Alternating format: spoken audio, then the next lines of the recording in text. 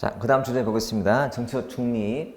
자, 이 주제는 이제 일단 중요도는 낮고, 나오면, 중립 관련된 법령 규정이 나오기 때문에 법률의 내용을 보시면 돼요. 그리고, 시험에 나온다면, 굳이 나온다면 필요성과 한계인데, 이거는, 앞에 있던 역관주의 인사랑 비교하시면 돼요.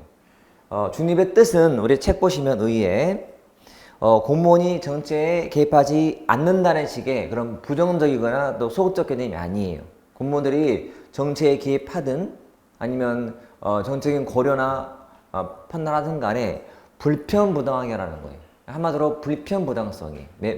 흉화석 발라둘게요. 불편부당성.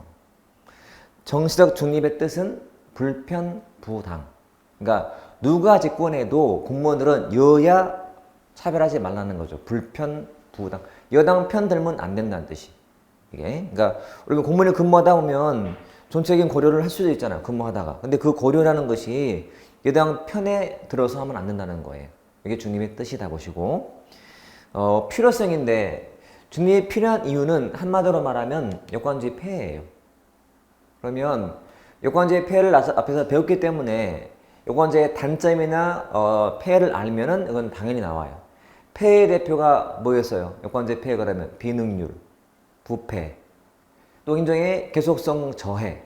그래서 중립을 지키면 그게 좀 줄어들어요. 내용해 보시면 그것도 그래서 세 번째 점처럼 뭐 자율성 확립, 안정성 제고, 부정부패 방지, 계속성 확보 등 나오잖아. 이게 중립이 필요한 이유고 한계는 이제 여권주의 장점이 안 나와요. 여권주의 가장 큰 장점은 공무원들이 국민한테 빨리 대응, 응답하는 건데 그게 안 생겨요. 중립이니까. 중립은 그냥 쉽게 말하면 어디 움직이지 않는 게 중립일 수 있잖아요. 그러다 보니까 대응을 너무 못한다는 비판받게 돼. 그래서 중립의 필요성과 한계는 사실 여권주의라는 중요한 주제를 물으면 나오기 때문에 따로 굳이 많이 묻지는 않아요. 그 다음에 중요한 것은 뭐냐면 나라들마다 중립에 대한 좀 강도가 좀 달라요. 여권주의 폐해를 좀 심하게 겪은 나라에서는 중립을 많이 강조를 하고 폐해를 경험 못한 나라는 굳이 중립을 많이 강조하잖아요. 그래서 폐해를 가장 크게 겪은 나라가 어디? 미국이니까. 미국 같은 경우는 자, 이 흐름을 보시면 되는데 흐름. 자, 중립을 처음 규정한 법부터 더 강화했다가 나중에 완화하게 돼. 자, 이거 많이 들어봤죠, 앞에서? 자, 펜들턴법은 실적주의를 도입한 법이었어요. 그 안에 중립이 규정이 됐거든, 처음으로. 해치법이 나중에 더 엄격히 대상을 적용하게 돼요. 더 넓혀가지고 강화시켰다 보시고 나중에 연방선거운동법은 완화시키는 과정. 이제 최초 강화, 완화 이 흐름을 좀 봐두시면 돼요. 자, 우리한테 필요한 나라는 거의 다 미국이에요. 가끔 영국이 의미가 있고 거의 99%는 미국 거예요. 그래서 미국의 흐름은 알아두셔야 돼요. 이렇게 나와. 다음 중 정치적 중립과 관계없는 거. 1. 해치법. 2. 여권주의 폐해. 이런 식으로 나온단 말이에요. 그래서 그때 필요한 용어예요. 내용은 중요하지 않지만. 자, 우리나라 같은 경우는 자, 넘겨보시면 나오죠. 654페이지에. 자, 우리는 헌법에도 기본 규정은 돼 있죠. 중립은 보장한다라고 천명이 돼 있고. 그리고 법에도 밑에 공무원들은 뭐 정당이나 정치단체에 관여, 가입할 수 없다. 밑에도 뭐 정당이나 특정인 지지하면 안 된다라고 다 나와 있어요. 그러니까 공무원들은 투표를 해라, 하지 마라, 권유하면 안 돼요. 서명해라, 하지 마라 하면 안 돼요. 또 뭐 누굴 지지하라, 하지 마라, 안 돼요. 중립을 위협하는 거예요. 그래서 법에 있는 게 중요하다. 항상 중립의 주제가 나오면 개념부터 출발하세요. 한마디로 말하면 불편부당성이에요. 편들면 안 된다는 거예요. 예제도 있지만 문제도 있지만 공무원들이 여당에 대한 정책에 무관심한다거나 저항해라 이런 뜻이 아니에요. 관심을 가지고 하더라도 그게 편들면 안 된다는 거죠. 그걸 잘 음미하셔야 돼요. 그래서 중립이라는 것은 사실 이건 암기하면 되는 거라서 다른 게 나온다면 의미를 더 깊이 물을 수 있는 거지. 중립의 의미가 뭐냐에 대해서 이렇게 가볍게 보시면 돼요. 자, 예제가 그런 문제거든요. 예제가. 자, 공무원의 중립이 내포하는 의미로 보기 어려운 것은 그래서 집권 정당의 즉 여당에 대한 정책에 저항, 무관심 이런 부정적 개념이 아니라는 거예요. 답이 바로 부정부패 방지 이게 여권주의 폐해잖아요. 계속성 확보도 여권주의 폐였잖아. 저해가. 또 공무원들의 정치 세력화를 막기 위해서 그러는 거예요. 중립의 의미가. 읽으면 나와. 나머지 왼쪽에 있는 그 날개 쪽에 있는 기출문제 2번, 3번은 법률을 묻고 있어요. 그러니까 법에 있는 것을 익히면 되는 거니까 단순한 단원이에요. 자, 그 페이지에 있는 것만 정확히 봐도 충분하다. 이렇게 보시면 됩니다. 자, 그 다음 주제가 공무원 단체인데요. 자, 공무원 단체 같은 경우도 시험에 나오면 주로 법에 있는 공무원 노동조합법 내용이 나올 거예요. 공무원 단체란 공무원들의 어떤 근무 조건을 개선하기 위한 어떤 모임인데, 노조인데, 공무원 단체를 허용할까 말까는 굉장히 오랜 논의예요. 그래서 정답은 없고 논쟁이 있어요. 그러니까 긍정론을 들어도 맞는 말이고 이걸 들어도 맞는 말이기 때문에 정답 문제가 아니고 논쟁이다 보시면 돼. 가볍게 보시고. 자, 공무원 단체가 하는 게 뭐냐? 단결권, 뭐 단체 교섭권, 단체 행동권 이게 보통 노동 3권이에요. 자, 공무원들도 노동자이기 때문에 이런 노동 3권을 인정해야 된다가 찬성하는 사람들의 논거고, 공무원들은 국민을 위해서 존재하기 때문에 자신들을 위해서 모임을 하는 건 안 된다라고 하는 게 보통 부정론의 논거예요. 다 맞는 말이거든. 하지만 현실은 뭐냐? 현실은 단결권과 단체 교섭은 허용해요. 하지만 단체 행동은 허락하지 않는 게 전 세계적인 일반적인 흐름이에요. 쉽게 말하면 노조를 만들어서 단결, 교섭은 해요. 윗사람들하고. 그래서 뭐 보수라든지 휴가 등등 논의한단 말이죠. 근데 마음에 안 든다고 파업은 못 해요. 파업은 금지, 파업이 행동이니까요. 그리고 이제 우리는 노동조합 법이 있어서 이 법에 있는 내용을 익히시면 돼요. 법률이거든, 법률. 자, 공무원단체 논의, 뭐 긍정, 부정론은 읽으시면 금방 되기 때문에 됐고, 그 다음에 내용도 단결, 단체, 교섭, 행동 중에서 행동은 안 된다 봤고, 넘겨서 657페이지에 나와 있는 3. 공무원 노동조합 법이 있어요. 그 법의 내용을 정확히 한번 해보자. 자, 지금 책을 보고서 한번 정리를 한 다음에 여기 있는 목차만 보더라도 바로 나오도록 준비가 돼 있으셔야 돼요. 목차 보고 바로 나오게. 첫 번째, 설립단위 교재 보시면.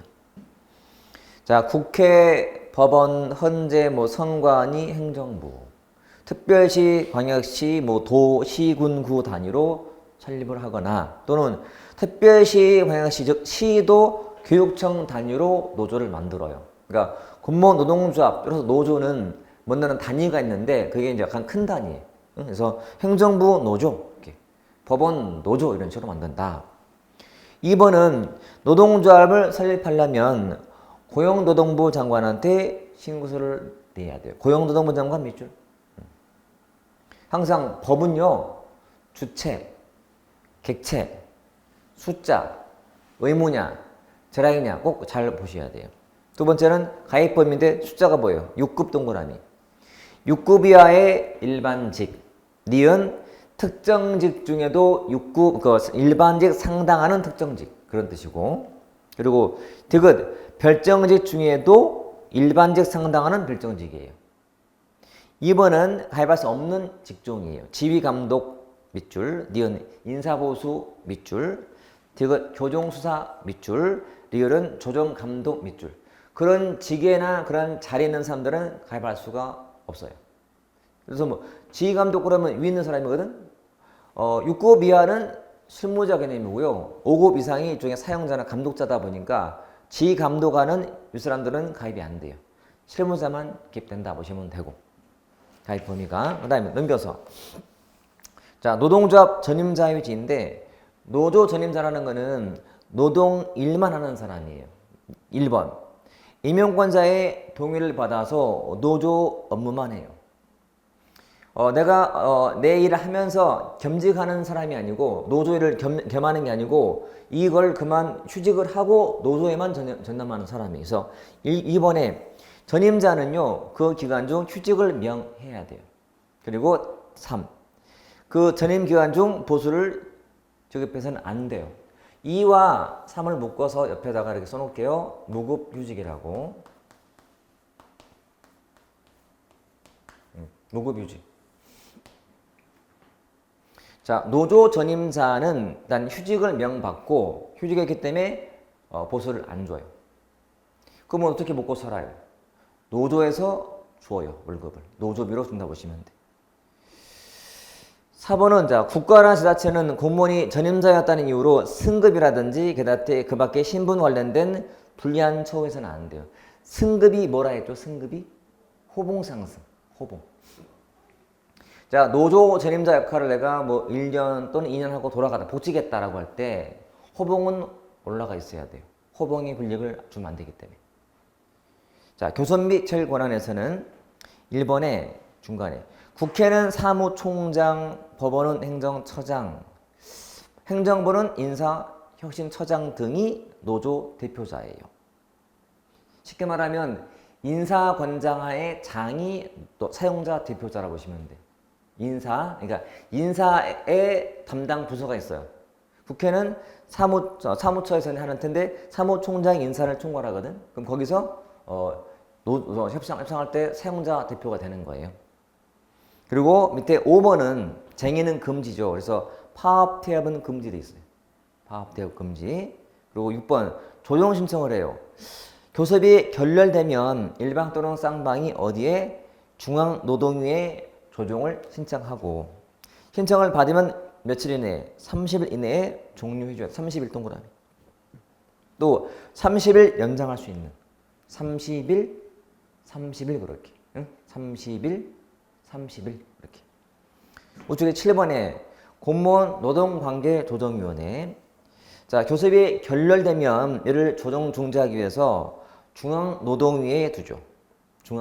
공무원 노동관계조정위를. 그리고 몇 명이다? 7명. 7인의 공익위원으로 구성한다. 7인 동그라미. 8. 다른 국가의 관계죠. 이게 무슨 말이냐면 봐요. 이 공무원 노동조합법이 만들어지기 전에 그 전신이 공무원 직장협의회였어요. 줄여서 공무원 직장협의회. 공직협. 자, 이게 있는 상태에서 공무원 노조가 만들어진 거예요. 이걸 만들었다 해서 얘를 대체해서 없앤 게 아니고 놔두고 만든 거예요.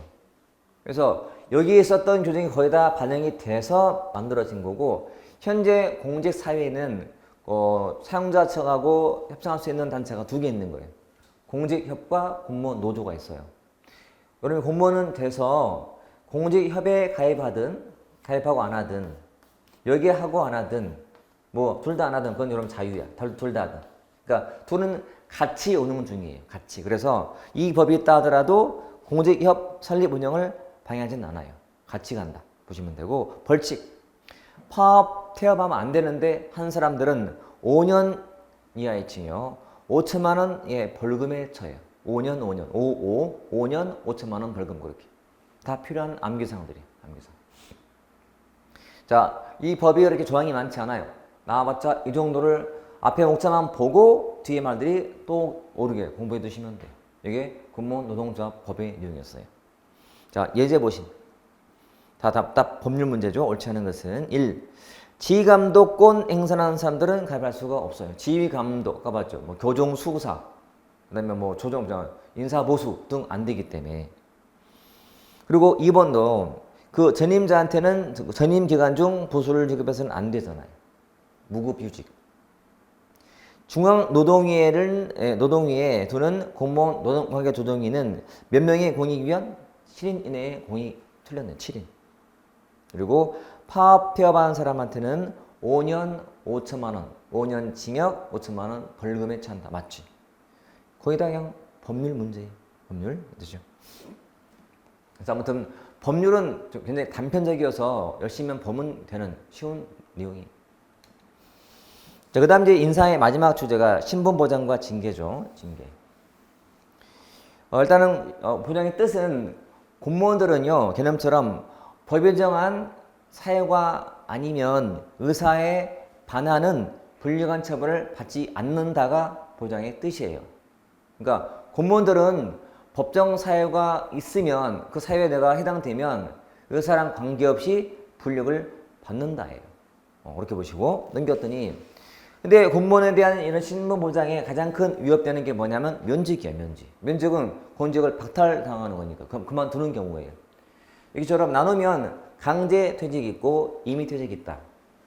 강제는 내 의사랑 관계없이 그만두는 경우고 임의퇴직은 내가 원해서 그만두는 거죠. 임의퇴직. 자, 강제퇴직은 다시 나누면 직권면직, 징계면직, 당연퇴직 등이 나와요. 자, 직무상 권한으로 공직을 박탈하는 거예요. 이거는 법에 사유가 있죠, 책에. 자, 교재 661페이지에 그 50쪽에 법 70조에 있는 면직 사유가 1항 3호부터 9호까지예요. 익혀놓으셔야 돼요. 이유가 없다? 많이 보셔야 돼요. 이거는 많이 보자. 뭐 대표가 3호처럼 직제나 정원 개폐로 폐직이 되거나 과원이 되었을 때는 인사권자가 몇 명은 나가라 해도 괜찮아요. 법에 있는 사유이기 때문에. 또 우리 6번처럼 전직은 앞에 배웠듯이 시험을 보는데 시험 봐서 3회 이상 불합격했다? 이 사람도 면직이 될 수 있어요. 자, 등등이 법에 있는 사유예요. 익히면 되고. 그 다음에 징계 중에도 뒤에 나올 텐데 공직을 박탈당하는 징계가 나와. 그게 해임과 파면이야. 해임, 파면.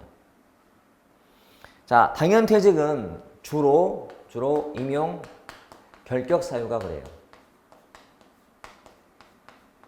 결격 사유. 자, 공무원이 될 자격이 없는 이유가 있어요. 그런 사유가 되면 그 사람은 당연퇴직이에요. 당연퇴직. 이것도 법에 있는 거예요. 정년. 보통 정년은 연령 정년. 연령이 몇 세가 되면 그만두지? 60세가 돼요. 자, 다른 법에 특별한 경우가 있는 경우가 아니면 공무원은 60이 되면은 그만두게 돼. 정년이 됐기 때문에. 그래서 나이가 찬 거지. 나이가 정해진 거니까. 60세라고. 이렇게. 별로 어려운 게 없죠. 하지만 항상 시험은 법에 있는 거 낼 때가 쉽기도 하고 어렵기도 하고 알면 쉬운 거고 모르면 어려워. 그래서 반드시 두 개를 파악해 두시고 임의퇴직은 원해서 그만두는 거예요. 대표가 명퇴가 내가 희망해서 그만두는 거예요. 명퇴 이렇게 보시면 돼서 내용은 큰 의미는 없고 나머지는 요 둘 정도 직권, 면직, 당연, 퇴직 요걸 좀 많이 봐놓자. 자, 넘겨보시면 나오는 제목이 이제 징계인데 징계는 정말 중요한데요. 자, 징계는 그 교재 보시면 662페이지에 밑에 사유가 나오고 법이나 명령 위반, 의무 위반, 직무 태만, 직무 내외 불문, 체면 미신 손상 다 이게 징계 사유가 되고요. 징계는 시효가 있다. 시효 3년이에요. 그러니까 이런 사유가 발생하면 3년 내에 징계를 해야 돼요. 3년이 지나버리면 그 이유 갖고는 징계를 못해요. 시효가 있으니까. 금품을 받은 경우는 5년이고요. 그러니까 우리는 금품이나 향 같은 횡령 등은 좀 어미다스려서 5년까지 시효고 우측에 이제 종류가 나오죠. 여기 보시면 6가지예요. 이 종류는 법에 있는 거거든, 이게. 자, 국가공무원법에는 징계의 종류가 6개가 딱 제시가 돼 있어요. 요것만 징계예요. 6가지. 견책 감봉까지는 경징계예요. 가벼운 징계. 그래서 직무하면서 받는 징계고 정직부터가 중징계라 해요. 무거운 징계. 직무를 못 해요. 자, 내용은 견책이라는 거는 자, 첫 번째는 종류 중요하고 그 다음은 내용 중요해요. 견책은 훈계하는 거예요. 훈계. 감봉은 뭐죠? 감봉? 봉급을 깎아요. 자, 1에서 3개월 기간 동안에 보수의 3분의 1을 삭감해요. 그러니까 사안이 경미하면 1개월 감봉, 중하면 맥시멈 3개월 감봉까지. 그러니까 일하면서 3달 동안 보수의 3분의 1을 깎여서 받는 거예요. 이게 감봉. 정직도 1에서 3개월 동안에 직무를 정지당해. 내가 1개월 정직이다. 한 달 쉬는 거예요. 보수는 안 줘요. 강등은 뭐죠? 강등은 등급을 낮춘 거예요. 1계급을 낮추고 무조건 3개월간 못해요. 정직은 저 재량이 있단 말이에요. 1에서 2, 3, 사안별로 왔다 갔다 가능하지만 강등 당한 사람은 무조건 3개월 쉬어야 돼요. 그러면서 보수는 전액삭감. 자, 해임 당한 사람은 3년간 공무원 달 수가 없는 결격사유예요. 공무원이 근무하다가 해임됐다? 그러면 3년 지나야 다시 공무원 시험 볼 수 있어요. 파면은 5년 지나야 돼요. 해삼파오, 여기 해삼파오, 해삼파오. 굉장히 유용한 암기법이에요. 해삼파오 해놓고, 이것도 잘 활용만 하시면 제일 많은 숫자가 13이야. 13 해놓고 선분이 1을 감하고, 지금은 2를 안 하면 무조건 보수는 전액삭감이에요. 기억하세요? 그러니까 13 안 한 정직, 일 안 해? 전액삭감. 3개월간 직무 안 해? 전액삭감. 이렇게 보시면 돼요. 해삼파오. 해임되면 3년이 경과해야 공무원 될 자격이 생겨요. 파면된 사람은 5년이 지나야 생겨요. 안 지나면 결격. 이렇게. 숫자도 중요하고, 그 다음에 여기는 종류 다 꿰고 있어야 되고. 그건 정말 중요한 내용이에요. 징계 문제. 자, 그게 교재에 663에 있는 박스죠. 자, 박스랑 그 페이지를 열심히 익혀야 되기 때문에 카메라에 담아서 사진을 찍어서 계속 보고 다니세요. 자, 넘겨보시면, 자, 소총심사 언급했죠, 몇 번? 그 의회 2번처럼 신분상 불이익 처분을 받으면 하는 거예요. 뒤에 밑줄 승진 탈락과 금평은 대상이 안 돼요. 보통 소총심사는 어떤 그 징계 같은 인사상 문제이기 때문에 신분 같은 굉장한 그 재량이 있는 거라서 이거는 제기를 안 받아줘요. 우측에 보면 기타 신분 제한조례 1번 직위해제 체크, 직위해제. 자, 공무원의 신분은 갖고 있지만 직위를 해제시켜. 직위를 안 줘요. 과장, 국장 이런 직위를 뺏어요. 자, 밑에 사유가 법에 나와 있죠. 자, 법 73조의 2의 1항의 2호부터 밑에 6호까지. 뭐 직무 수행 능력이 부족하거나 성적이 극히 나쁜 자. 파면, 해임, 강등 또는 정직 미수고고 옆에다 써놓기 중징계라고. 그래서 중징계 의결을 요구받는 사람도 직위를 해제. 형사 동그라미, 민사 아니고 형사로 기소가 된 사람도 직위 해제. 고위 공무원인 사람이 적격심사를 요구받았다. 이것도 직위 해제. 뭐 이런 거예요. 금품 비위나 성범죄로 조사받고 있다. 직위 해제. 다 필요한 거예요. 필요하다. 익혀놓으시면 돼요. 단순한 법 문제. 이렇게 익혀놓으면 되겠다. 자, 나머지 넘겨서 뭐 감원 등은 참고보면 되겠죠. 권고 사직도. 말이 권고지 약간 강요 의미가 있다는 비판도 받아요. 권고로 했어요. 그만두는 게 어떻겠냐는 건데 그 말이 굉장히 세 보여. 그럼 가만 안 두면은 안 될 것처럼 느낄 때 그런 말 하는 거죠. 그래서 말이 권고지 사실상 강제 퇴직의 성격이 있다는 거. 그래서 나름은 신분을 위협할 수 있는 제도. 권고 사직이. 됐죠? 자, 예제 보시면 징계로 옳지 않은 거예요. 자, 징계 종류의 견책, 감봉, 정직, 강등, 해임, 파면 정확히 있죠. 강등은 1계급을 내리고 공무원의 신분은 갖고 있지만 3개월간 직무는 못해요. 그러면서 보수는 전액을 감해야지. 답이 2번이지. 전액. 일 안 하면 보수 없다. 전액 삭감. 이렇게 보시면 돼요. 됐고, 그 다음에 징계 종류는 해삼파오. 해임은 3년, 파면은 5년 지나야 공무원 다시 될 수 있다. 이렇게 보시면 돼요. 안 지났다? 결격 사유다. 보시면 되고. 여기까지가 징계였다. 이건 이제 간단하게 볼 참고 내용이었고. 우리 인사행정은 그래도 다른 것에 비해서는요, 좀 용어가 그렇게 많이 안 어려워서 좀 할만한 단원이에요. 그래서, 쉬운 만큼 또 함정도 있는 거니까 잘, 그 개념 잘 파악하시고, 특징 익히시고, 법령 많아요. 익히시고. 됐죠? 자, 이제 재명장 가볼 텐데, 제가 늘 듣는 얘기지만, 가장 어려워하는 것 중에 하나가 재무 쪽이야. 많은 수험생들이 재무 쪽이다. 자, 이 제목만 봐서는 그렇게 어렵게는 안 보여요. 자, 기초 과정 예산 제도고, 기초의 예산의 본질, 예산의 원칙, 뭐 법률, 종류, 편성, 심의, 집행, 결산, 기타 예산 제도인데 뭐 그렇게 없잖아요. 들어가야 어렵고. 자, 이 중에서는 요 노란색 예산의 원칙, 종류, 집행, 예산 제도가 매우 중요한 소위 별 3개짜리들이에요. 근데 이 예산의 원칙이 종류하고 집행에 다 중복돼서 나오기 때문에 원칙을 잘 해두시면 뒤가 되게 편할 거예요. 특히 요 기초 부분을 잘 해놓으시면 뒤가 다 편할 거예요. 예산의 종류, 예산의 분류를 알아야 뒤에 나올 말들이 다 이해되거든. 좀 좋게 보면 몰라도 한 번 더 할 기회가 있어요. 그렇지? 몰라도. 또는 반대로 안 좋게 본다면 이걸 모르면 더 어려울 수 있어요. 그 말은 이게 중요하다는 거지.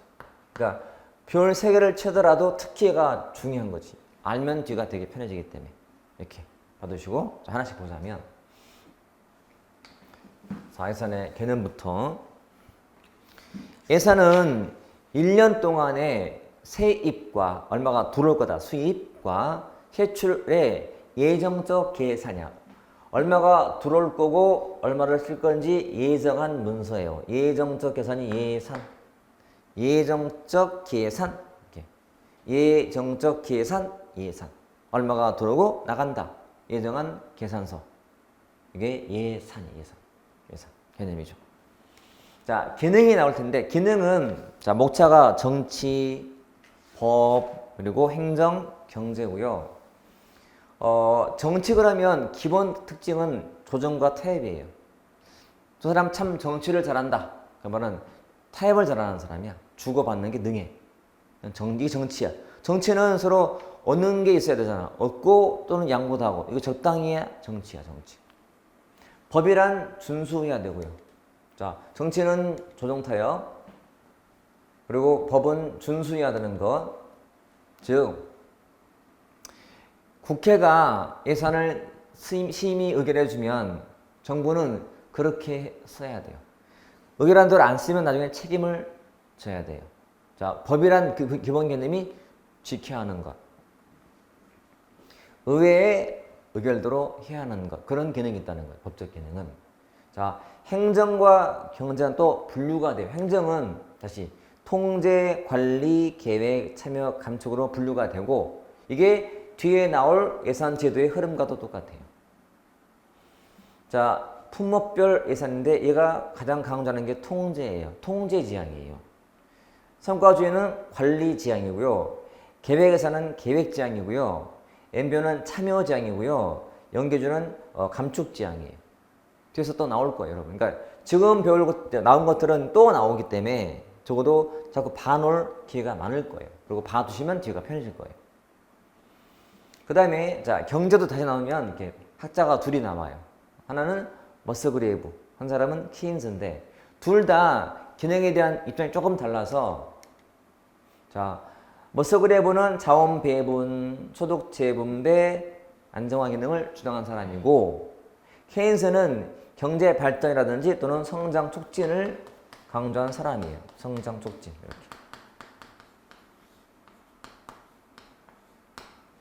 케인스랑 차이점 이렇게 보시면 돼요. 시험은 요즘에 좀 나오는 편이에요.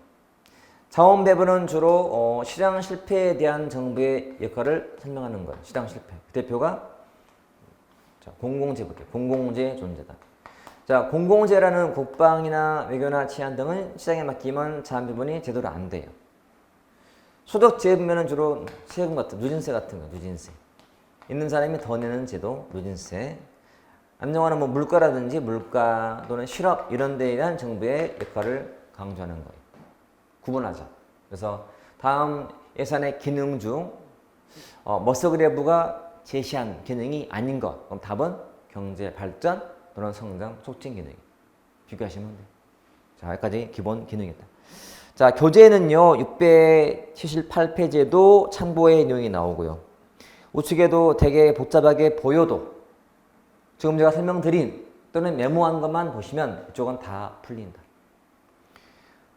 복잡하고 많은 용도를 간단하고 쉽게 요약하는 게 제 몫이에요. 이게 수업을 듣는 이유기도 하고. 그러니까 제가 지금 체크하고 강조하는 것들은 잘 학습해 두셔야 돼요. 이게 지금 나오기 때문에. 그래서 다 보지 말고요. 충분하니까. 충분하니까. 그 다음 예산의 성격인데 넘겨서 성격. 예산은 1번처럼 희소한 재원의 배분 계획서고요. 그리고 여러 정보가 들어있어요. 당연하지. 다양한 상호작용이 이루어지고 이해가 조정되는 정치 과정이에요. 상상해봐요. 예산을 놓고 막 싸우죠. 더 달라, 못 주겠다, 없다. 하지만 결국은 조정이 돼요.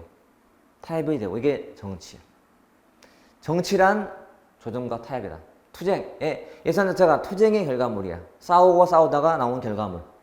이게 정치의 기본, 예산의 기본 특징. 또 4번에 정부 정책 중 가장 보수적이에요. 여러분 예산은 잘 변해 안 변해? 잘 안 변해요. 보수적이다. 그리고 5. 정부의 자금 지출의 통로가 돼야 되고요. 통로고 책임 부여 도구예요. 정부가 돈을 쓰려면 어떻게 해야 돼? 예산을 통해 써야 돼요. 통로. 그리고 6번도 예산에는 사실 판단도 들어있고 가치 판단도 들어있어요. 정부가 예산을 짜거나 쓸 때 이거는 이래야겠다라고 다 판단하잖아요. 사실적인 것도 있고 그냥 쓰는 것도 있고 아니면 판단 통해서 쓰는 것도 있고 사실과 가치가 다 내포되어 있다. 뭐 그게 기본 성격이에요. 됐죠? 자, 나라마다 예산의 형식이 다 달라요. 달라서 어떤 나라는 형식이 예산이고 어디는 법인데 결과를 알자. 우리나라는 형식이 예산이에요. 연민은 법률이에요. 기억하세요. 꼭 기억하세요. 결과. 우리는 형식이 예산. 정부가 예산을 짜서 국회에 내는 예산안의 이 명칭이 제목이 예산이야. 예산. 예산 아니에요. 연민은 이 예산의 문서가 법이야. 세입법, 세출법, 법의 형식이에요. 그리고 형식의 차이예요. 예산과 법률, 이렇게 법률. 이제 더 가면 봐요. 이제 이거 뭐냐면 우리 교재 682페이지에는 저 위에 의의 예산 법률주의가 나오고 나라 확인하시고 그리고 밑에는 예산과 법의 비교인데 보세요. 여기 보세요. 자, 우리나라의 예산과 우리나라의 법률의 차이예요. 응? 현재 우리 예산에 요 특징이 있고 법의 특징이 있다면 예산은 공포가 필요할까 안 필요할까? 안 필요해요. 예산이 국회를 통과하면 바로 효력 생겨요. 공포는 필요가 없지만 법률은 공포해야 돼요. 그래야 효력이 생겨요. 예산은 기간상의 제한이 있어요. 1년이라고 하는. 법은 그런 게 없어요. 법은 폐지가 안 되면 영원한 거예요. 영원하고 예산이 통과되면 대통령이 이거를 거부할 수가 없어요. 예산은 통과되면 끝이에요. 근데 법은 통과되어도 대통령이 거부할 수 있어요. 다시 하라고. 그리고 예산은 구속하는 것이 국가기관만 구속하지만 법은 국민도 구속할 때가 있잖아요. 법은 꼭 정부만 지키는 게 아니잖아. 우리도 지키는 거니까. 그런 차이가 박스에 쭉 정리가 되어 있는 거예요. 대신 이 두 개의 비교 문제는 보통 같으면 7, 8급 문제고 그리고 우리 9급은 자주는 안 나오기 때문에 지금 제가 언급한 것 알면 충분하고요. 그리고 교재에도 그 예제 우측에 봤더니 거기에 비교가 몇 개 있어요. 다음은 우리나라의 예산에 관한 설명이다. 옳지 않은 거. 예산의 특징이지 뭐. 근데 그게 비교하는 것이 법률인 거지. 그거 보시면 돼요. 그래서 시험 나오더라도 요거만 정말 항상 예산은 기간 제한이 있다 없다? 있다. 1년간의 예정서이기 때문에 그래. 그래서 예제도 그런 거거든. 예제. 틀린 것은 1번. 특정한 어떤 한 기간의 세입 세출은 다른 기간에도 원칙적으로 효력이 있다? 없다. 없다. 자, 예산이 항상 원칙은 1년간 유효한 거예요. 넘어서면 그건 예외야. 원칙이 아니고. 그래서 처음부터 예산 짤 때 1년간 짜는 거예요. 그 기간만 효력이 있도록. 자, 1번 답이지. 2번처럼 보수적이고 그리고 게임이며 다양한 이해가 조정이 반영돼.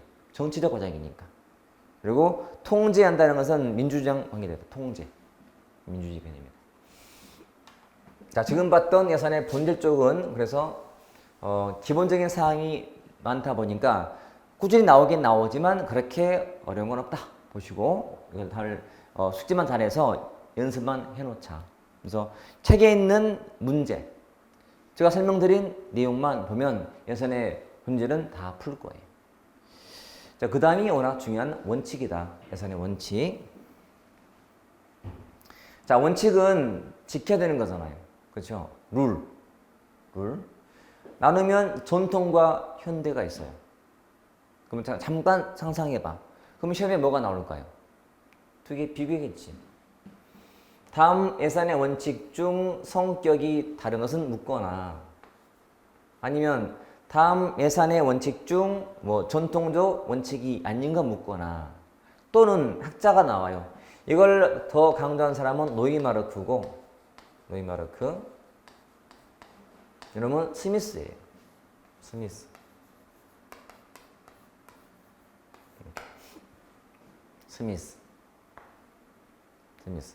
그러니까 이렇게 다음 좀 스미스가 강조한 원칙은 뭐냐 이렇게 물어봐. 그럼 알아서 판단하셔야 돼. 스미스라는 것이요 현대 원칙을 강조한 사람이니까 현대적 예산 원칙을 주장했다. 보시고. 근데 나머지 이제 뭐예요? 내용을 알아야지 내용을. 자, 공개해라. 그 앞에 말이 그렇게 어려운 건 아니에요. 공개해라. 누구한테 공개해야 될까요? 예산을 국민한테. 모든 원칙에는 뭐가 있어요? 예외가 있어요. 예외를 알아야 돼요. 뒤에 볼 게 주로 예외일 거예요. 개념부터 먼저 볼게요. 그 다음에 명료하게 해라. 이해하기 쉽게, 명확하게. 완전성은 좀 낯설지. 완전성은 모든 세입과 세출은 예산서에 올려두라는 거예요. 이게 완전성. 완전해야 돼요. 빠지면 안 돼. 완전해야 돼요. 그 다음에 단일성. 하나여야 돼. 그러니까 예산은 하나여야 돼. 즉 회계장부는 하나만 써야 돼요. 그게 단일성 원칙이야. 그리고 한정돼 있어요. 한정. 즉 한계가 있어요. 뭐냐면 목적이 한정돼 있고 금액이 한정이 돼 있고 시간이 한정됐다. 1년으로. 그게 원칙이. 그러니까 사전에 국회의 의결을 받아야 돼. 사전에 의결을 받아야 돼. 그리고 통일성은 금고를 하나로 통일시키는 거예요. 자, 개념 대충 봤어요? 그럼 나머지 이제 예외를 보시면 돼. 예외를. 자, 예외는 따로 볼 거예요. 이렇게.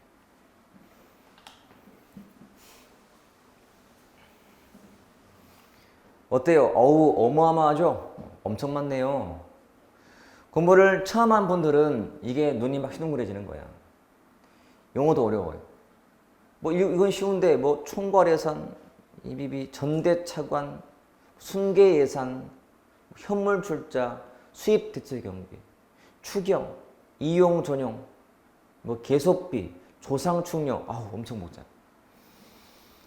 자, 처음이라 그래요. 지금 설명드리면서 그 개념을 알아버리면 너무나 당연한 내용이 되는 거예요. 암기할 필요가 아마 없어질 거예요. 첫 번째, 자, 공개해라. 공개해라. 누구한테? 국민한테. 근데 뒤는 다 뭐다? 예외다. 그래서 국방비, 외교활동비, 국정원에서는 공개 않고 있어요. 우리한테는. 왜 공개를 안 해도 괜찮아요? 사안이 기밀. 그러니까 국방, 외교 같은 중대한 사항들은 우리한테는 공개 안 해요. 그치? 누가 봐도 이해가 돼요. 아, 국방비 공개하면 안 돼요. 왜냐면 공개하면 우리나라 국방 기밀인데 기밀이 파악되는 거거든. 나라가 공무원수 발표할 때도요. 뭐 국정원 또는 군인들은 발표 안 해요. 그럼 비밀이니까요. 그치? 공개 않지. 두 번째는 명료하게 또는 명확하게 해요. 그러니까 국민이 이해하기 쉽도록 하라는 거예요. 명료하게. 근데 예외가 있다. 그게 뭐냐? 총괄 예산과 예비비예요. 자, 그러면 총괄 예산은 뭉탱이로만 알려줘요. 자세하지 않고. 그런 뜻이에요. 그리고 예비로 드는 돈, 예비비야, 예비비.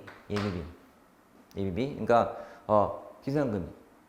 엄마가 용돈을 이제 분배할 때 아빠한테 용돈 뭐 30만 원, 뭐 나는 20만 원, 형은 25만 원, 동생은 10만 원 주면서 아빠한테 비상금을 100만 원 주는 거야. 근데 그 100만 원의 그 비상금이라는 것이 용도가 명확할까요? 명확치는 않지. 혹시나해서 준비한 돈이기 때문에 그 명목은 아직 모르는 거예요. 명확치 않아요. 총괄, 총액이라는 것은 뭉탱이, 큰 돈이야, 큰 돈. 자세하지 않고 크게만 알려주는 것이. 이게 명료하지가 않지. 우리 회사 사장님이 우리 회사 카드로 1년에 한 달에 무슨 판공비조로 1억 원을 썼대. 1억 원. 그럼 1억 원 속에는 뭐 밥값도 무슨 돈가스인지 무슨 스테이크인지 뭐 있을 거 아니야. 상세히 밝혀야 되는데 사장이 안 밝히는 거야.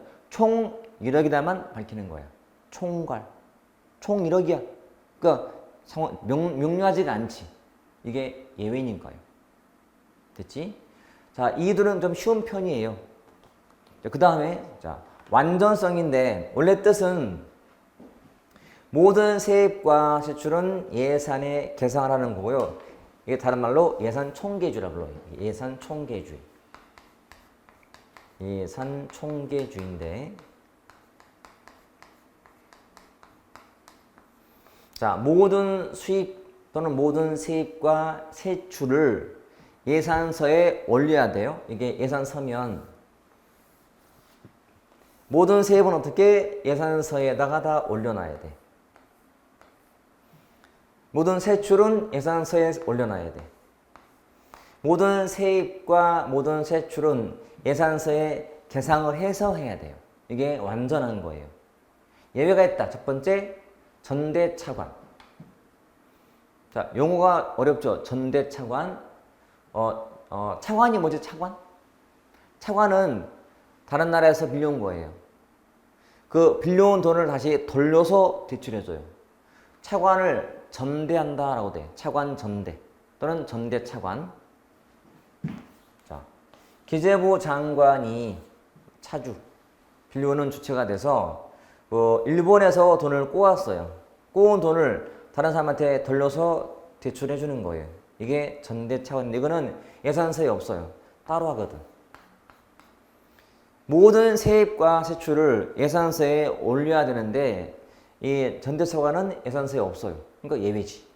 예외니까. 두 번째, 기금. 자, 공무원 연금 기금은 예산서에 없어요. 기금은 따로 하거든, 운영을. 펀드를 운영할 때 따로 하기 때문에. 그리고 순계산은 뭐냐면 이거는 순계산이랑 이퀄, 이거는 총계 예산에서 경비를 뺀 거예요. 경비를. 또는 징세비 등을 뺐다 보시면 돼요. 징세비. 자, 정부가 100억을 징세했다. 세금으로 걷었다. 그러면 100억을 걷는데 10억이 들었어요. 경비가. 그럼 어떻게 완전한 거예요? 100억 수입으로 일단 예산에다가 계상을 하고, 그리고 10억 경비로 나갔다라고 세출에다가 계상해서 해야 되거든. 이게 완전한 거예요. 근데 이거는 뭐냐? 미리 뺀 거야. 미리 빼서 10억을 빼고 90억만 세입에 넣어버린 거예요. 미리 빼버리고. 이게 순계산. 그러니까 누가 봐도 완전하지가 않아. 다 왔다 갔다가 예산서에 보여야 되거든. 이게 완전한 건데 그게 아니기 때문에 예외니까. 그리고 현물. 현물은 예산서에 없잖아. 현물로 출제할 때는 현물. 그리고 수입으로 경비의 대체예요. 경비의 대체. 여러분, 등기소에서 우리가 등기부를 발급받으면 돈 내고 발급받지. 500원. 이렇게. 그 수입으로, 원래 수입 어떻게 해야 돼요? 수입에 예산에 넣어야 되거든? 근데 이거는 예외야. 그 수입 거기 써. 그 수입으로 그 발급하는 경비 쓰라는 거예요. 우리 구청 등에서는요, 여권을 발행하거든. 여권 발행. 그러면 원래 여권은 외교부 소관인데 외교부가 맡겨놓은 거예요. 그러면 구청에서도 요건 발급할 때 우리가 또 돈을 받고 발급하잖아요. 3만 원인가 내고. 그러면 발급할 때 수입으로 그냥 쓰라는 거야. 만들 때 제작비가 필요하잖아요. 쓰라는 거야. 그 경비에. 이게 수입 대체 경비에. 이렇게. 예외니까. 이거는 예산에 넣지 않거든. 없다. 이게 예외야. 자, 노란색은 뭐냐? 암기하는 법이야. 완전, 전기순, 현수 이렇게 암기하기. 완전, 전기순, 현수 이렇게. 됐지? 완전, 전기순, 현수, 현수. 자, 세 가지는 암기할 건데 되게 편할 거. 해놓으면 되게 편해요. 편하다. 네 번째, 자, 단일성 원칙, 단일. 예산은 하나 해야 돼. 일반에게 하나 해야 돼. 예외가 있다. 추경이 있다. 추경. 가끔 들어보죠. 추경이라는 말. 추가 경정 예산. 이미 통과된 예산을 고치는 거예요.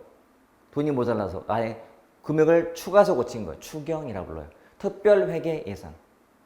가장 좁은 의미의 예산은요. 일반회계 예산이야. 일반회계. 그 반대편에 있는 게 특별회계 예산이고. 그래서 예외로.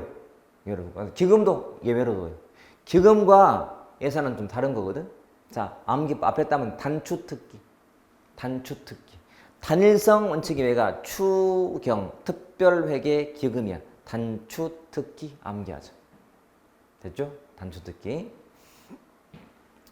자, 5번 한정성 또는 한계성.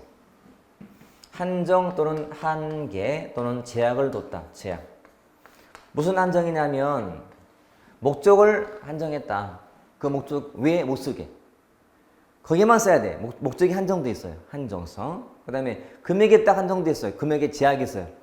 국회에서 의결한 대로만 써야 돼요. 금액의 한정. 그 다음에 시간이 1년으로 딱 제한됐단 말이야. 제약이 있다. 제약. 1년간. 근데 예외가 있다. 그 말은 다른 데 쓰는 거예요. 다른 목적에. 첫 번째, 이용 전용. 자, 이용 전용 무지 많이 나와요. 자, 이용은 어떤 거냐면 일단은 한자를 풀면 옮겨서 사용하고 돌려서 사용해요. 이용 전용. 자, 뭐냐면 우리가 예산을 짤 때 쓰는 용어예요. 그 용어가 여기서는 장, 관, 항, 세항, 목이라고 보통 불러요. 명칭이. 장, 관, 항, 세항, 목. 우리가 글 쓸 때 또는 책을 보면 책에 목차가 있잖아요. 편, 장, 절, 관, 항 한 다음에 로마자 1, 양가로 1, 동그라미 이렇게 구분하듯이 점점 단위가 작아요. 작아지고 있죠. 이게 예산은 이런 명칭이에요. 장, 관, 항, 세항, 목이라고 불러요. 그러니까 점점 세분화되는 상황이야 이게. 이 중에서 좀 큰 단위인 장, 관, 항 요 세 개를 부르는 말이 입법 과목이에요.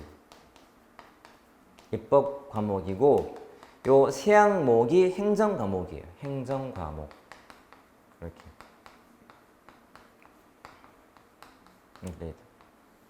자, 입법 과목, 행정 과목인데 자, 예산을 담당하는 소관 부서가 있다면 소관 부서에서 예산을 짤 때 이렇게 막 짜는 거예요. 이렇게 다양하게.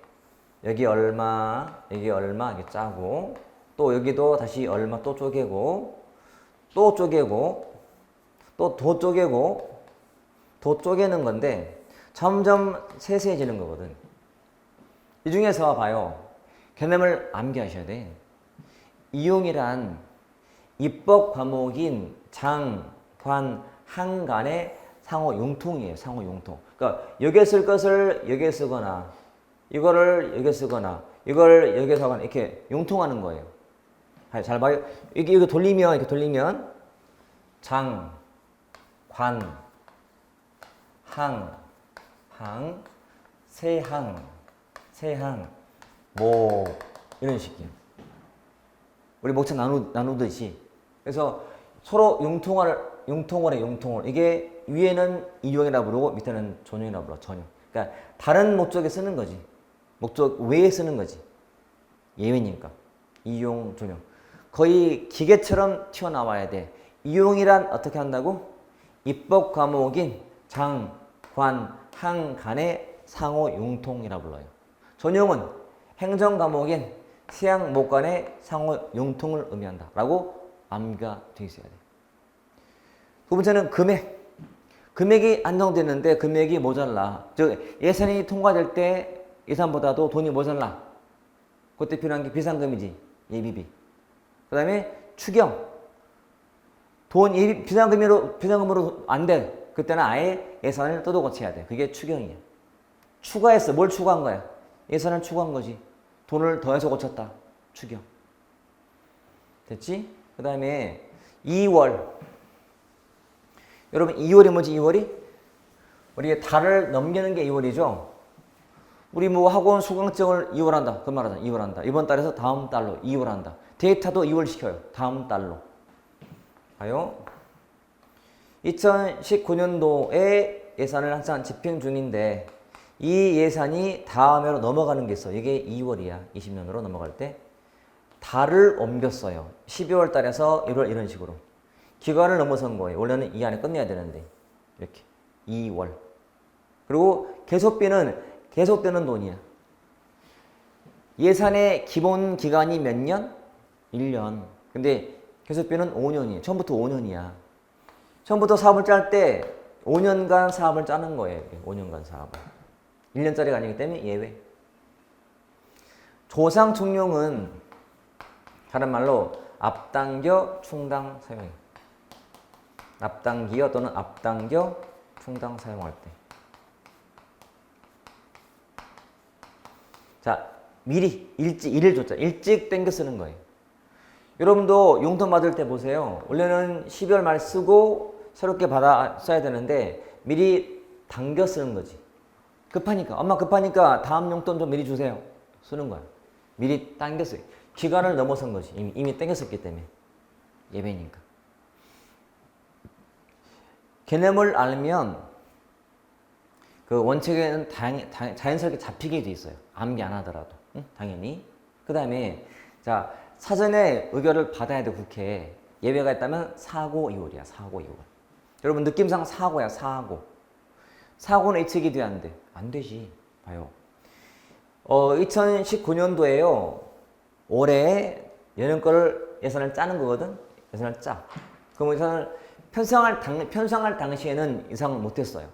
근데 쓰다 보니까 불가피하게 넘어가게 된 거죠. 사고로 넘어가는 거죠. 이게 의결을 안 받고 넘기는 거예요. 사고 2월. 사고 2월. 자, 준예산이 뭐냐? 준예산.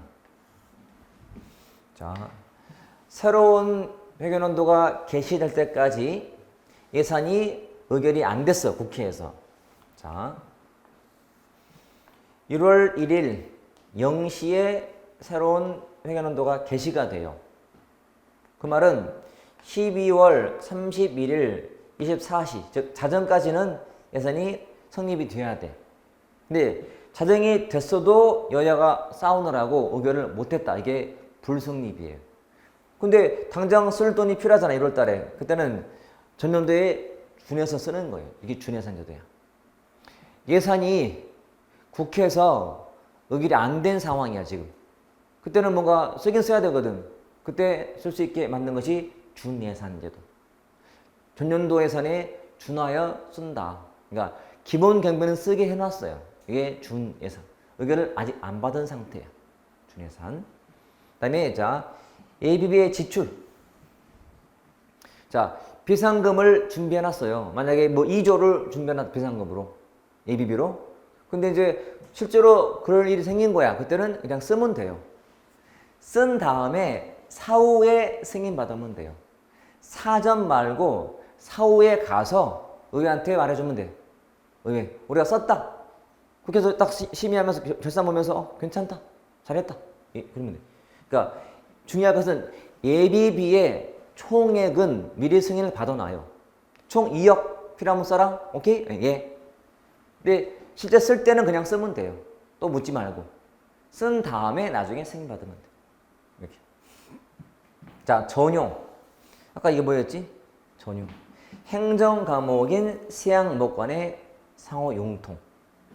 이거는 행정 과목이니까도 단위가 작기 때문에 국회 승인은 필요가 없어요. 대신 이용은 국회 승인을 받아야 돼요. 입법 과목이니까. 기억나지? 아까 장관항 세항목. 장관항이 입법 과목인데 서로 융통하려면 국회에 묻고 해야 돼요. 입법 과목이니까. 작은 단위인 이 세항목은 행정 과목이니까 국회의 의견은 필요 없어요. 정부가 알아서 하면 되지. 의견을 받지 않고 쓰는 거예요. 전혀. 이렇게.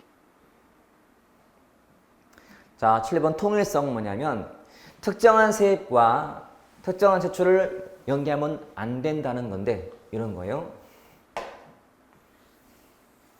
자, A한테서 오는 수입이 있어요. A. B가 버는 수입이 있어요. B. C가 버는 수입이 있어요. C. 자, D가 버는 수입이 있어요. D. 만약에 특정한 세액과 특정한 세출을 연계한다는 것은 이렇게 본 것은 A만 써야 되고요. 본 것은 여기만 써야 되고 여기만 써야 되고 이런 뜻이에요. 만약에 아빠가 500을 벌어 그 500은 아빠만 쓰는 거예요. 엄마는 300을 벌어 이건 엄마만 쓰는 거예요. 형은 200을 벌어 형만 쓰는 거예요. 나는 못 벌면 나는 못 쓰는 게 있으면 안 되잖아요. 그래서 모든 수입은 연결하지 말고 다 국고 하나로 통일시켜라. 1000만 원 여기서 쓰는 거예요.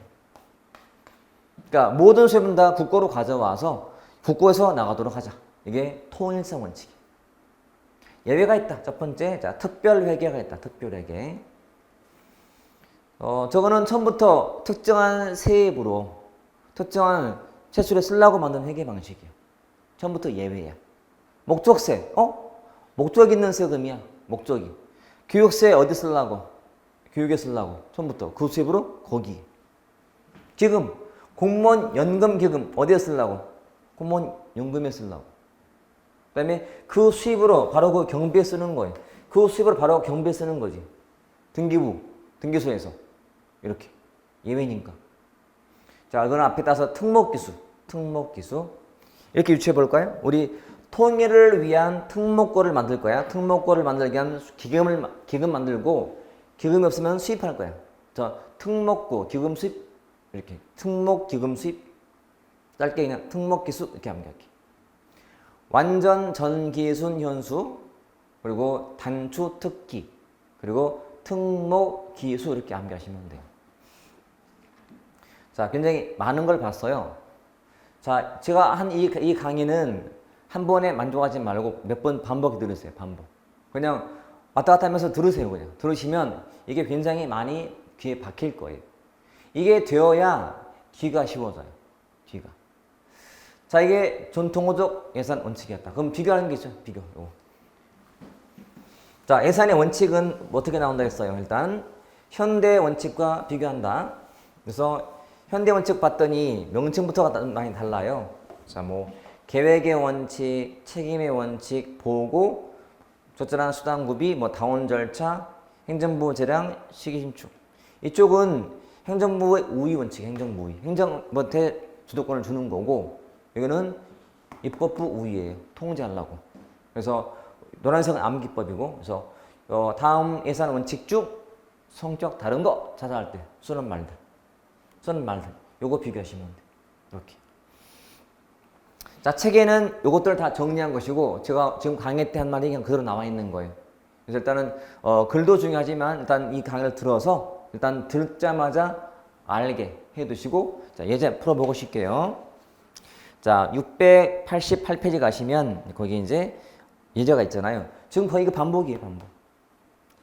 자, 옳지 않은 것은 1번 스미스는 자, 계획의 원칙, 책임의 원칙, 보고의 원칙 등인데 이거는 입법부 우위인가요? 아니야, 행정부 우위거든. 이게 입법부 우위고 답은 1번 나오지. 그리고 완전 뭐라고? 전기순, 현수. 단추, 특기 이쪽이. 이용과 전용 앞에 우리 아까 이거 앞에. 이용과 전용, 한정성 원칙. 개섭비도 한정성 원칙의 예외니까. 이렇게 정리하시면 돼. 됐죠? 자, 좀 쉬었다가 법률 보실게요.